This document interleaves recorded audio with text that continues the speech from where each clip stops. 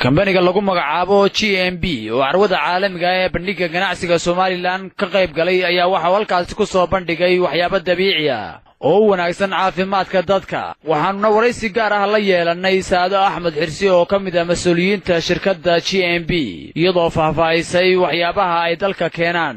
iyadoo hadalkeeda sii wadata Saado Axmed Xirsi waxay bulshada ugu baaqday.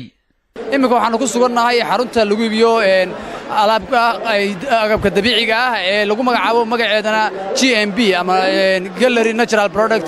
hadda waxaan wareysanaynaa mid ka mid ah mas'uuliyiinta iyo madaxda sarsare ee shirkadaasi. waxaan weydiinaynaa ugu horreynba magacaaga. waxa la yiraahdaa Saado Axmed Xirsi. Saado, halkan maxaa ku soo bandhigaysaa kambanigan? kambanigan waxa weeyaan horta waxa weeyaan waxaanu halkan ku haynaa ama aanu iibinaa waxyaabo ay ku jiro geedka la yiraahdo boqorka geedaha oo barkimooraabe anagu u naqaano af Soomaaliga ama afka qalaad ee af Ingiriiska mushroom la yiraahdo. waliba mushroomkaasi ama barkimoorabahaasi waa nooc maxay midabkiisu cas yahay oo aan nafaqooyin aad u fara badan jirka u leh haddii muddo la isticmaalo. Saado, halkan waxaa iga muuqata waxyaabo la isku qurxiyo iga muuqda, bal halkan noo faahfaahay.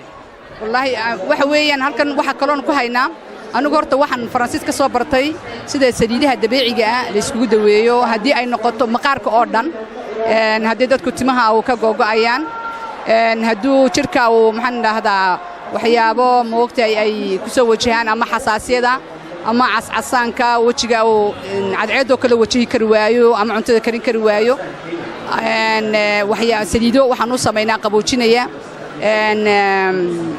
xididada iyo waxa dhiiga joogsaday wajiga casaanka ku sameeynaana saliido ka qaboojinaya oo u sameynaya moogta inuu dhiigaasi si fiican uga kala socdo jirkiisa oo dhan. Saado, maxaad ugu baaqaysaa bulshada ku daawanaysa inta carwadana socoto se wax discount ma sameeysan? waxaan ugu baaqi lahaa inay dadku aynay iscadayn. ilaahay moogtahay midabkii ugu qurux badnaa ayuu inaga sameeyay oo moogtahay quraankiisa cadimka uu ku sheegay. marka waxaan oran lahaa dumarka ha iscadaynina si natural ku noolaada. welcome to Dixon Gallery of Natural Products.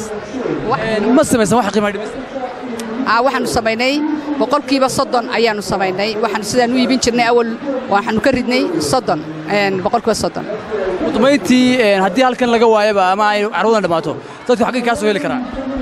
waxaan anagu xarunteedu waxay tahay theater mallka theaterka ayaanu halka groundka hoose aan ku laannaa. marka halkaas ay naga heli karaan waxyaabo fara badan ayaanu sameynaa sida massage-ka wajiga oo kale ama timaha oo kale aanu eegno. makiinad baan moogtay wajiga ku eega inta qofka hydratation-kiisa ama biyaha ama qoyaanka wajiga uu yahay.